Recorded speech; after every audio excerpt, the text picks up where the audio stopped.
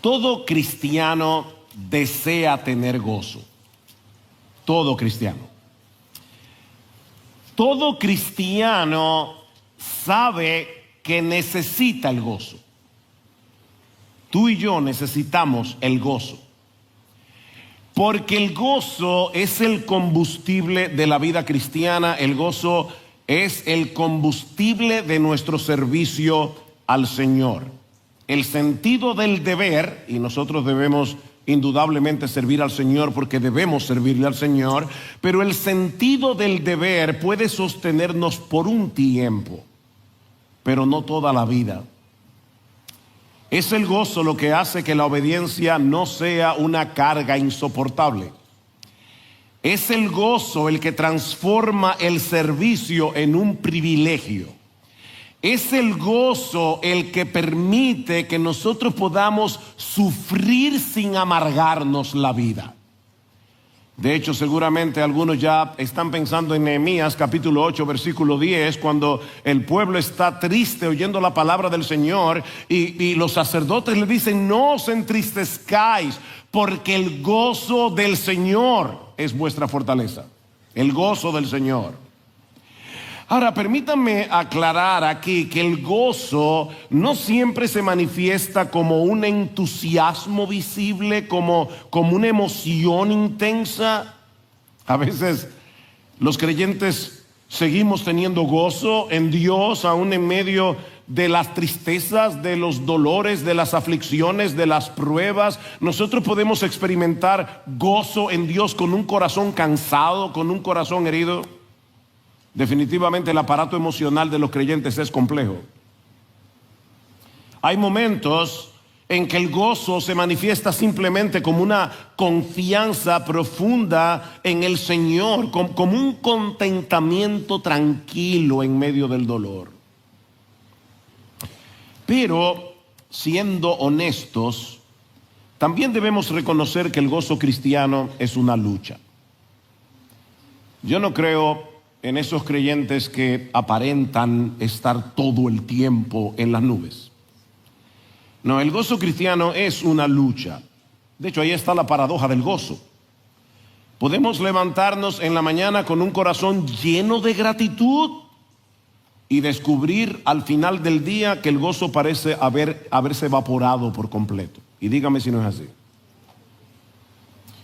Una de las razones por la que nuestro gozo puede volverse tan inestable es que muchas veces lo apoyamos en un fundamento demasiado frágil. No siempre es así, pero muchas veces es así. Nos gozamos cuando las cosas marchan bien, nos gozamos cuando nuestras expectativas se cumplen, y déjeme decirle que hay lugar legítimo para ese tipo de gozo. El problema surge cuando esos resultados se convierten en el fundamento principal de nuestro gozo. Y voy a subrayar esto, mis amados hermanos, porque ese es el corazón de este sermón. Yo puedo gozarme cuando las cosas marchen bien. Yo puedo gozarme cuando expectativas se cumplan, cuando el Señor responda visiblemente a nuestras oraciones. No hay problemas con ese tipo de gozo, es un gozo legítimo. El problema surge cuando esos resultados se convierten en el fundamento principal de nuestro gozo. Porque cuando ese fundamento se tambalea o cuando ese fundamento desaparece, el gozo se va con él. Es precisamente por eso que el pasaje que vamos a considerar en esta mañana, Lucas capítulo 10, específicamente los versículos 17 al 24, es tan importante para nosotros. Porque uno de los temas principales de este pasaje es el gozo. Lucas menciona el gozo repetidamente en esos pocos versículos, de hecho 6 veces para ser más preciso, y usando 4 terminologías distintas para mostrarnos, entre otras cosas, que hay un tipo de gozo que puede ser legítimo y sin embargo insuficiente. Hay un tipo de gozo que puede ser legítimo y sin embargo insuficiente, incluso peligroso. Esa es la razón por la que este texto es tan relevante, tanto para los pastores que nos visitan en este fin de semana por causa del intensivo, como para todos los creyentes en general. ¿Saben por qué? Porque todos podemos ser tentados a anclar nuestro gozo en el lugar equivocado. Ahora, antes de pasar a considerar nuestro pasaje, permítanme muy brevemente ponerlo en contexto. En el capítulo anterior, Lucas capítulo 9, nosotros vemos que Jesús está comenzando su viaje hacia Jerusalén para morir allí por nuestros pecados. Pueden verlo en Lucas capítulo 9, versículo 44, Lucas capítulo 9, versículo 51. Cristo está iniciando el último tramo de su ministerio terrenal. Y es en ese contexto que envía a 70 de sus discípulos a predicar el evangelio. Y cuando regresan, le cuentan súper entusiasmados del éxito sorprendente que habían tenido. Lo que nos lleva a la primera escena de este relato: un gozo real, pero mal dirigido. Versículo 17. Lucas capítulo 10, versículo 17. Los 70 regresaron con gozo diciendo: Señor, hasta los demonios se nos sujetan en tu nombre. El gozo de los discípulos en este pasaje es real, es comprensible. Ellos habían salido a predicar el evangelio en medio de circunstancias difíciles. De hecho, no olviden el pasaje que Marcos leyó, que en el versículo 3 dice: yo los envío como ovejas en medio de lobos. Y luego en el versículo 10, Cristo les advierte: no los van a recibir en todas las ciudades. Así que ellos sabían de antemano que les esperaban problemas. Ellos iban a estar predicando el evangelio en medio de una situación hostil, pero aún así habían sido testigos de una victoria extraordinaria sobre los poderes del mal. Cristo los había enviado a predicar el evangelio y a sanar enfermedades, dice en el versículo 9. No sé si se dieron cuenta, pero el Señor no les había dicho nada acerca de demonios ni de las fuerzas del mal. Pero lo que acaban de experimentar superó por mucho sus expectativas. Señor, hasta los demonios se nos sujetan en tu nombre. No solamente vimos hombres y mujeres arrepentirse y creer, y muchos que fueron sanados de sus enfermedades, sino que las fuerzas demoníacas se rendían ante ti. Ponte en los zapatos de los discípulos.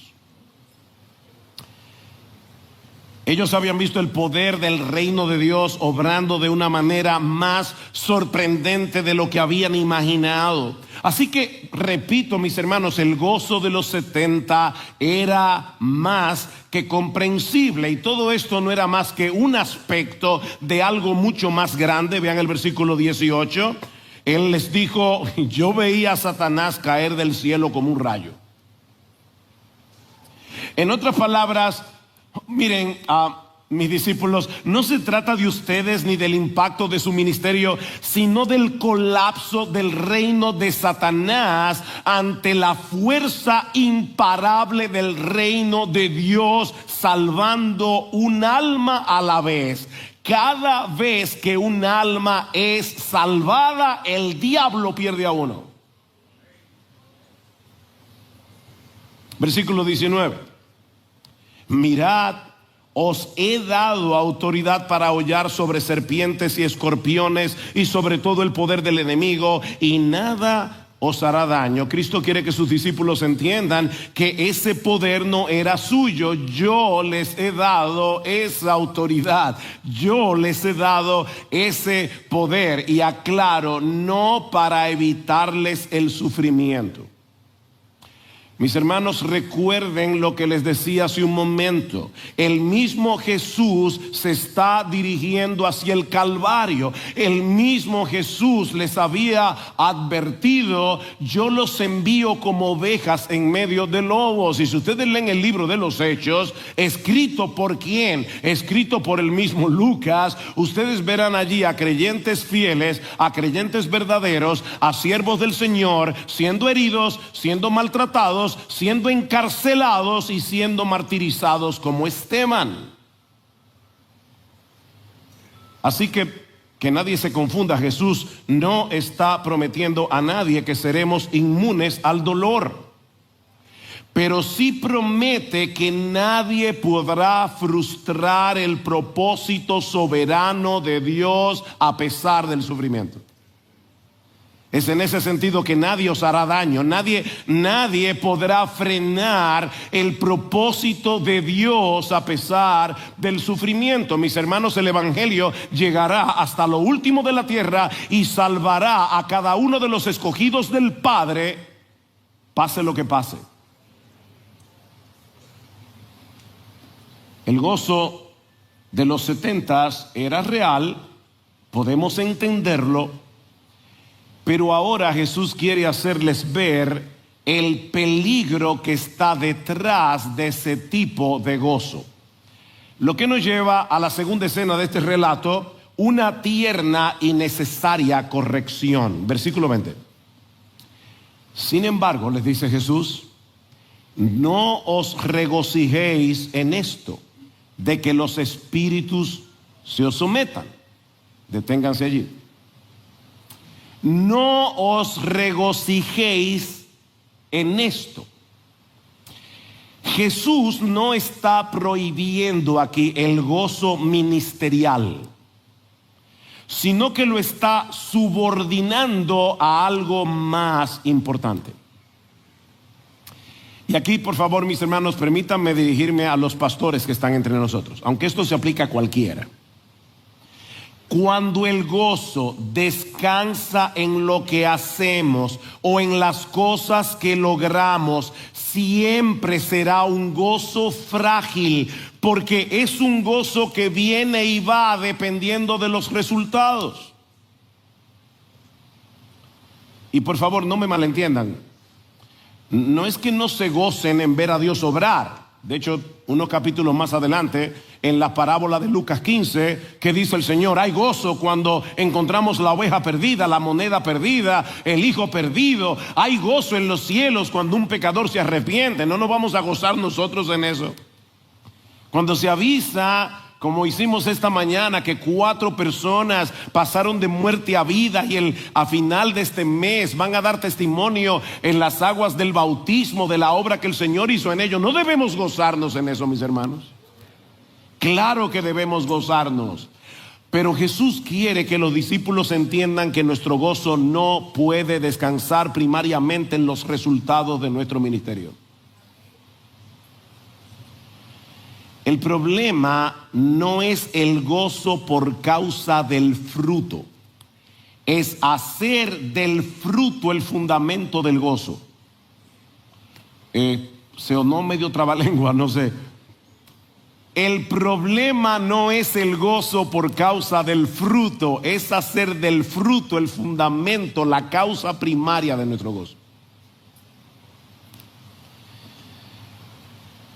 Si mi gozo descansa en resultados visibles, ¿saben lo que va a pasar? Que desaparecerá cuando no los haya. Y lo cierto es que hay momentos en que no vemos nada. Y no me refiero solamente aquí a los pastores. Ahora estoy hablando aquí a padres. A veces nosotros hacemos devocional con nuestros hijos todos los días. Y por favor díganme si no es verdad que a veces parece que ellos dan 3 pasos para adelante y luego 5 para atrás.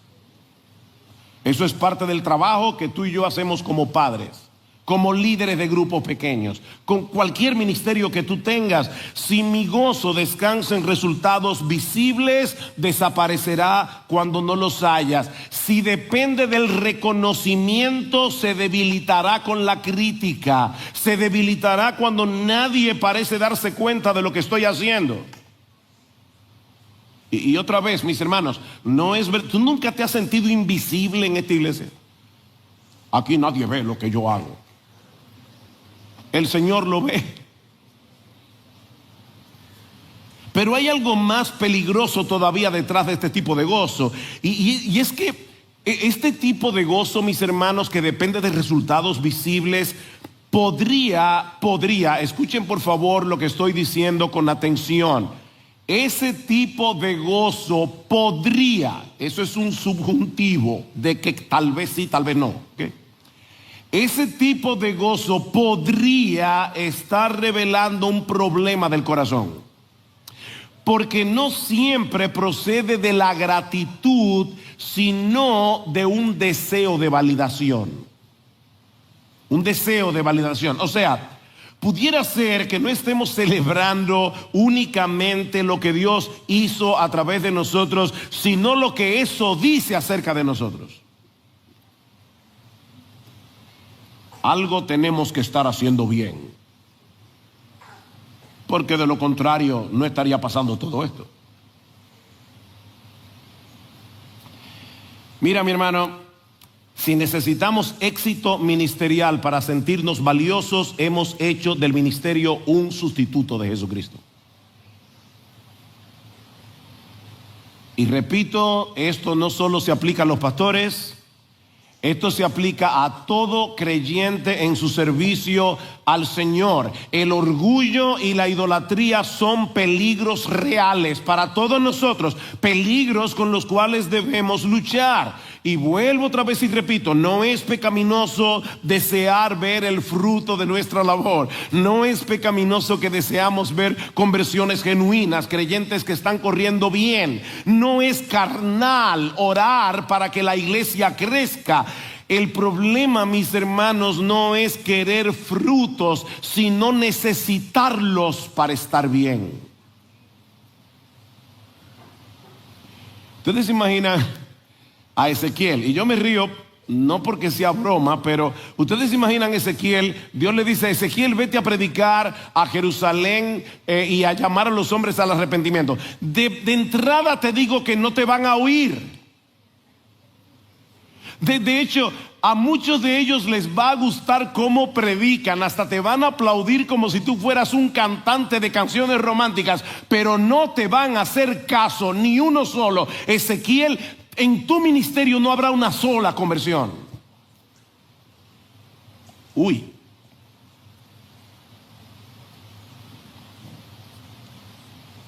El problema no es querer frutos, sino necesitarlos para estar bien, para poder tener gozo. Porque eso quiere decir, mis amados hermanos, que al final de cuentas mi gozo no depende de mi relación con Jesús. Necesitamos algo más que Jesús para sentir gozo. Es por eso que Jesús los corrige. Él quiere que ellos planten el árbol del gozo en otro terreno. No les dice que esté mal que sientan gozo por lo que ellos habían experimentado, pero Él no quiere que se detengan ahí.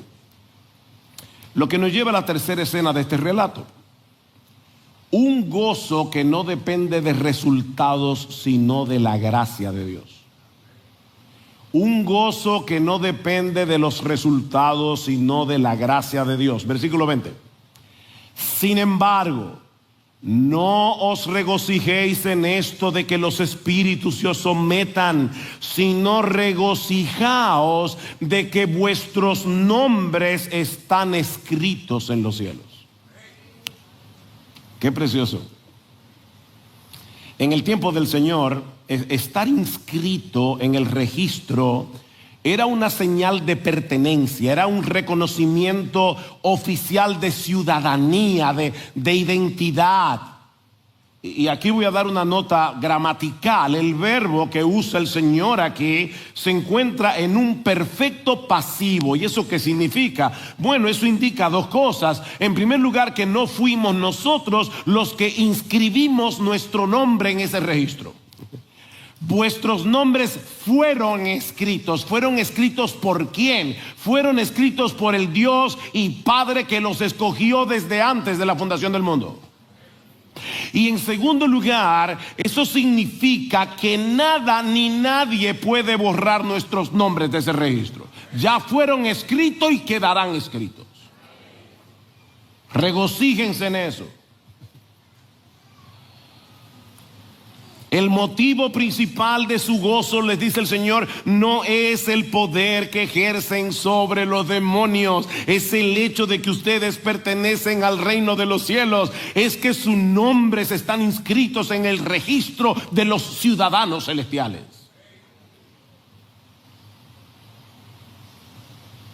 Hay un himno tradicional que tal vez, me imagino que recordarán los más viejitos en el Evangelio, que en una forma sencilla, sin grandes pretensiones teológicas, expresa esta misma verdad que Jesús nos está enseñando aquí, que el mayor motivo de nuestro gozo se encuentra en ese registro. Cuando las trompetas suenen en aquel día final y que el alba eterna rompa en claridad, cuando las naciones salvas a su patria lleguen ya y que sea pasada lista, allí he de estar. Cuando allá se pase lista, cuando allá se pase lista, cuando allá se pase lista y mi nombre llamen, yo responderé. ¡Qué gozo! Mi hermano, ¿tú crees eso? Que cuando allá se pase lista, con toda seguridad, tu nombre va a estar allí. Gózate en eso. Gózate en eso. El éxito ministerial, la respuesta de la gente puede variar. Hoy te alaban y créeme, mañana te critican la misma gente que hoy te alaba. El ministerio pastoral es raro, porque a veces a aquellas personas a las que tú les dedicas más tiempo son las mismas personas que después se vuelcan contra ti y te causan mucho dolor. Pero le perteneces a Jesús. Y eso es algo que nadie te puede quitar. Le perteneces a Jesús. Pastores que nos visitan por el intensivo, la iglesia necesita que nuestro gozo no dependa de nuestros resultados, de resultados visibles, sino de la realidad eterna e inquebrantable de que somos salvos en Cristo, de que nuestros nombres están inscritos en el registro de los ciudadanos de los cielos. ¿Y saben por qué, pastores, nosotros necesitamos experimentar ese tipo de gozo? Porque una de las tareas que tenemos como pastores es proteger y fortalecer el gozo de los hermanos. Yo sé que cuando uno piensa en la labor de los pastores, uno piensa, bueno, los pastores predican, los pastores enseñan, los pastores pastorean. No solemos pensar en el hecho de que los pastores, una de nuestras labores, una de nuestras responsabilidades es proteger, es fortalecer el gozo de los creyentes. En 1 Corintios 1:24, ese pasaje me encanta, Pablo se ve en la obligación de defender su motivación frente a algunos en Corinto que lo estaban acusando de que él era una veleta. Dice, Pablo dice que hoy viene, mañana dice que no. Y es en ese contexto que Pablo le dice que ellos no estaban tratando de enseñorearse de su fe, sino que colaboramos para vuestro gozo. Pablo pudo haber dicho, colaboramos para vuestra obediencia. O pudo haber dicho, colaboramos para que ustedes sean sanos doctrinalmente. Y déjenme decirle, pastores, las dos cosas son importantes. Pero lo que Pablo dice aquí es que nosotros colaboramos para vuestro gozo. El gozo es su foco de atención. Pablo entiende que la fe se mantiene firme cuando el gozo en Dios es profundo. Pablo entiende que la obediencia florece cuando el alma está satisfecha en Jesucristo. Así que no se puede pastorear bien tratando de producir rendimiento espiritual por presión. No se puede pastorear bien tratando de producir resultados por presión. Se pastorea alimentando el gozo que nace de la gracia. Se pastorea alimentando el gozo que nace de la gracia. Miren, todo el que ha estado pastoreando, aunque sea por unos pocos años, sabe que en este ministerio se sufre mucho. El sufrimiento es parte de nuestro llamado. Hay muchas cosas que batallan contra el gozo de un pastor, y lo sé por experiencia. Los pastores sufrimos desgaste. Hay días en los que uno se pregunta si vale la pena seguir en esto. Hace muchos años fuimos a una conferencia de pastores y había un pastor de muchos años en el ministerio que decía: pastores, nunca renuncien los lunes. Y uno se pasa la semana entera trabajando, llega el domingo, uno predica, uno se desgasta aquí en el púlpito y créanme, hermanos, el lunes toda esa adrenalina hace ¡wow! Y él decía: nunca renuncien los lunes. Los pastores sufren cuando hay división en la iglesia. Los pastores sufren cuando un hijo se rebela. Los pastores sufren cuando un líder los traiciona. Los pastores sufren cuando la predicación no parece estar produciendo ningún impacto. ¿Cómo podemos nosotros los pastores colaborar con el gozo de los creyentes si nosotros mismos estamos luchando con el gozo? Ahí es donde entra en juego Lucas 10. De hecho, esa es la razón por la que estoy predicando ese sermón el día de hoy. No te regocijes principalmente en lo que haces para Dios. Mi hermano querido, regocíjate en lo que Dios ha hecho por ti de pura gracia. Ese es el gozo que sostiene el ministerio. Y de igual manera es el gozo que te va a sostener a ti, aunque no sea pastor. Nuestro gozo debe estar anclado en el Evangelio para que nosotros podamos ayudar a los hermanos a anclar su gozo en el Evangelio. El Evangelio es Cristo, Cristo, Cristo.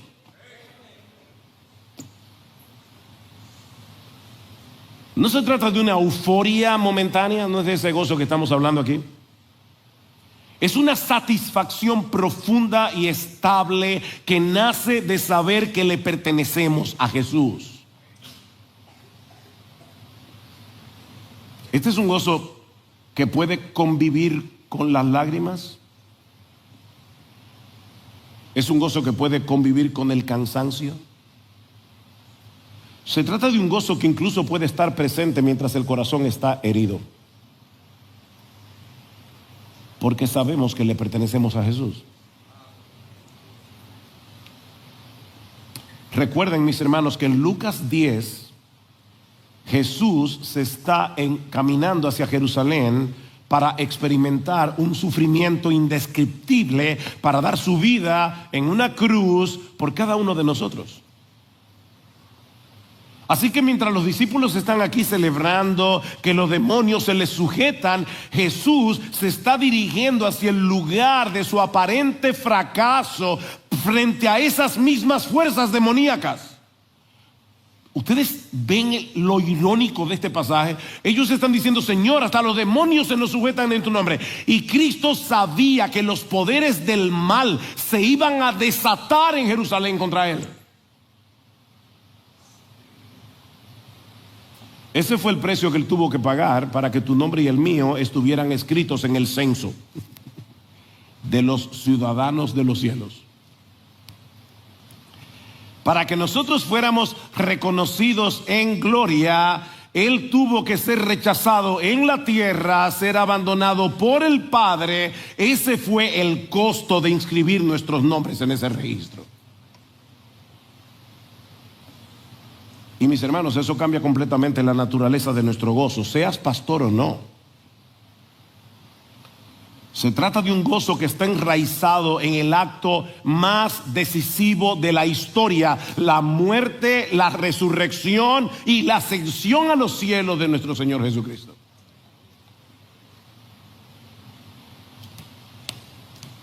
Cuando nuestro gozo descansa en el amor redentor del Padre, estamos compartiendo el gozo del mismo Jesús.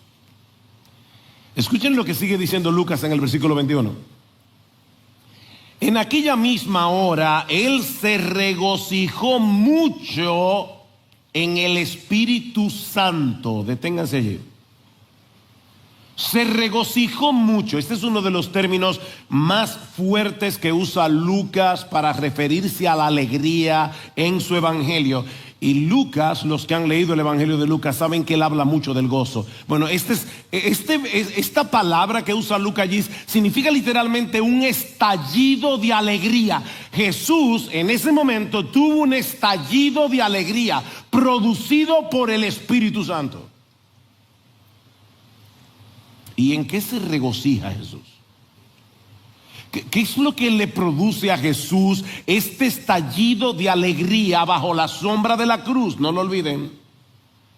Versículo 21 otra vez. En aquella misma hora él se regocijó mucho en el Espíritu Santo y dijo: te alabo, Padre, Señor del cielo y de la tierra, porque ocultaste estas cosas a sabios y a inteligentes y las revelaste a niños. Sí, Padre, porque así fue de tu agrado. Todas las cosas me han sido entregadas por mi Padre, y nadie sabe quién es el Hijo sino el Padre, ni quién es el Padre sino el Hijo y aquel a quien el Hijo se lo quiera revelar. En otras palabras, ¿en qué se regocija Jesús? En la revelación soberana del Padre, haciéndonos conocer quién es el Hijo, para que nosotros podamos venir a Él en arrepentimiento y fe y ser suyos para siempre. En eso se regocija Jesús. De paso, este es uno de los textos más trinitarios que se encuentran en los evangelios. El Hijo se regocija en el Espíritu Santo y le da gracias y alabanzas al Padre, porque el reino está avanzando de acuerdo a sus decretos soberanos. Las tres personas de la Trinidad allí. Así que mientras los discípulos se alegran por lo que hicieron, Jesús experimenta un estallido de gozo por lo que el Padre está haciendo. ¿Se dan cuenta? Los discípulos están celebrando los resultados visibles. Jesús está celebrando el cumplimiento del decreto eterno de Dios, a pesar de su sufrimiento, de su propio sufrimiento. Jesús se está dirigiendo a Jerusalén, sabiendo de antemano lo que va a suceder allí. Él sabe que sufrirá la traición de uno de los suyos. Él sabe que se dirige hacia el Calvario, y aún así se regocija. Porque su gozo no está en la comodidad del momento. Su gozo está en la certeza del propósito eterno del Padre de redimir a un pueblo para sí. Hebreos 12:2. Por el gozo puesto delante de él sufrió la cruz. Por el gozo puesto delante de él. ¿Saben cuál es el gozo puesto delante de él? Obedecer al Padre y salvarte a ti, salvarte a ti y salvarte a ti.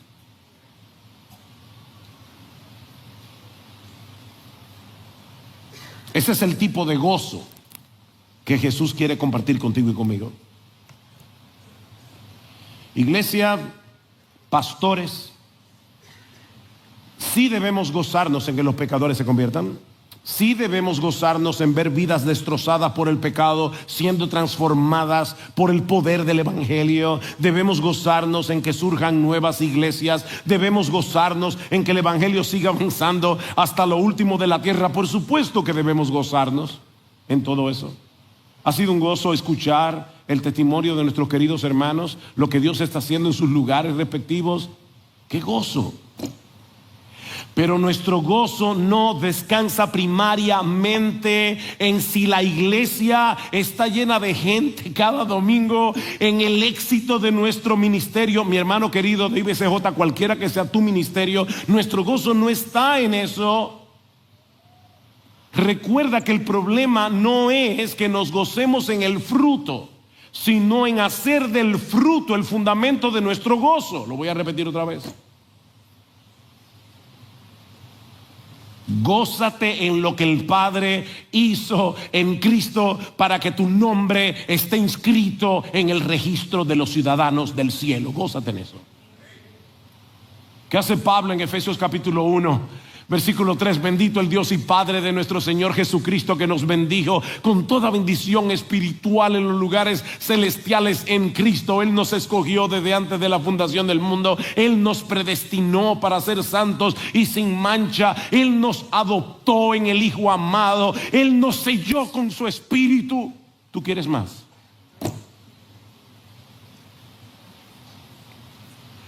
Ese es el gozo que Jesús quiere que su iglesia experimente hasta que Él regrese en gloria. Mira el versículo 23. Y volviéndose hacia los discípulos les dijo: dichosos los ojos que ven lo que vosotros veis, porque os digo que muchos profetas y reyes desearon ver lo que vosotros veis y no lo vieron, y oír lo que vosotros oís y no lo oyeron. En otras palabras, ustedes no son bienaventurados porque los demonios se les sujeten en mi nombre. Ustedes no son bienaventurados porque hayan tenido un ministerio exitoso. Ustedes son bienaventurados porque están viendo lo que generaciones de creyentes anhelaron ver. Miren, mis hermanos, si Moisés, David, Josué hubieran podido ver, hubieran podido leer en su Biblia lo que tú y yo leemos todos los días, estarían sorprendidos.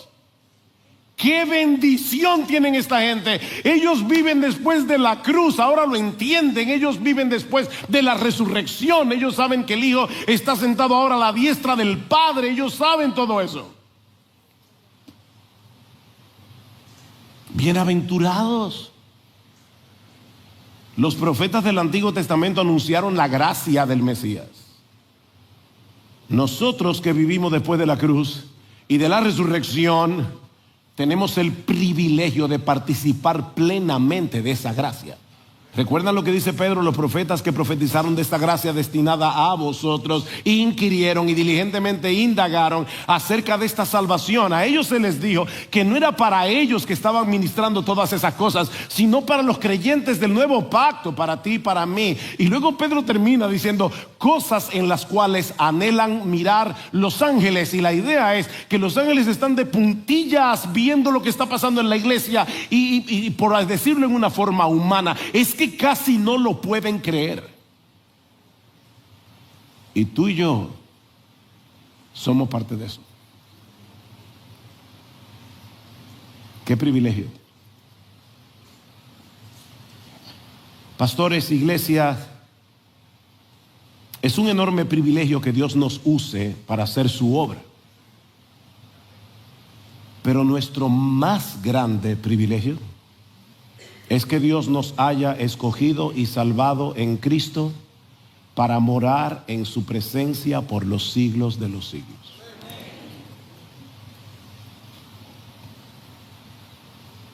Si eso es verdad, y por supuesto que lo es,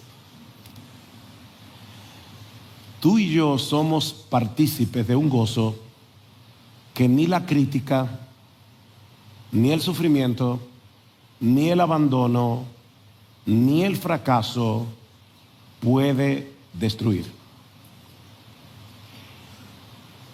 Y que el éxito no puede corromper.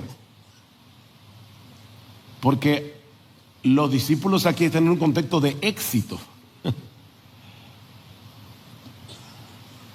Así que, hermanos pastores, cuando ustedes regresen a casa mañana, a sus lugares respectivos de trabajo, o tú, miembro de IBCJ, cuando tú regreses a tu rutina y a tu ministerio, recuérdate una y otra vez que tu gozo y tu estabilidad no dependen de lo que logras para Dios, no dependen de los resultados visibles de tu servicio, sino de lo que Él logró para ti en Cristo. De eso depende tu gozo. Gózate, mi hermano, en saber que si tú has venido a Cristo en arrepentimiento y fe, en el día glorioso de su venida, cuando allá se pase lista, otra versión decía: a mi nombre yo feliz responderé. ¿Se acuerdan de eso? Sujel Michelén aquí. Amén. Tu nombre está escrito allí, mi hermano. Si tú viniste a Cristo en arrepentimiento y fe, óyeme, mi hermano, tu nombre escrito con todos los nombres y apellidos, Sujel Yamil, Michelén, Estefan, así está ahí arriba.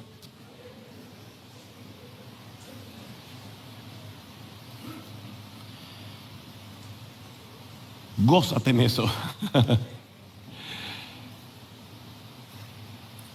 Pero yo sé que aquí hay mucha gente de visita. Así que permítame concluir haciendo una pregunta.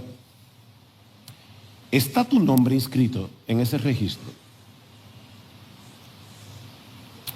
Porque hay una conexión aquí entre la muerte de Cristo en la cruz y que nuestro nombre esté inscrito allí. Hay una conexión, obviamente.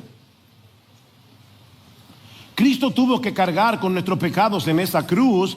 Cristo tuvo, oye bien, mi amigo, Cristo tuvo que registrar nuestros pecados como suyos para morir por ellos, para pagar por ellos, para recibir en nuestro lugar la ira que tú y yo merecíamos. Al que no conoció pecado por nosotros, Dios a él lo hizo pecado para que nosotros fuésemos hechos justicia de Dios en él. Y yo te pregunto una vez más, mi amigo, ¿está tu nombre inscrito allí? ¿Has venido a Cristo en arrepentimiento y fe, confiando únicamente en Él y solo en Él para el perdón de todos tus pecados? Porque de no ser así, mi amigo, yo te ruego, yo te suplico en esta mañana que vengas a Él arrepentido, reconociendo tu pecado y reconociéndole a Él como tu Señor y tu Salvador. No confíes en tu moralidad, no confíes en tu religión. Jóvenes que están aquí acostumbrados a venir a esta iglesia con sus padres, no confíen en que mañana habrá otra oportunidad, porque eso tú no lo sabes. No confíes en eso. Ven a Cristo y ven ahora. Y cuando ya se pase lista, tú también responderás con gozo, porque tu nombre estará inscrito también allí. Ven a Cristo, mi amigo, confía únicamente en Él y recibe en este mismo momento no solamente el perdón de todos tus pecados, no solamente el don de la vida eterna, sino también un gozo que nadie te puede quitar.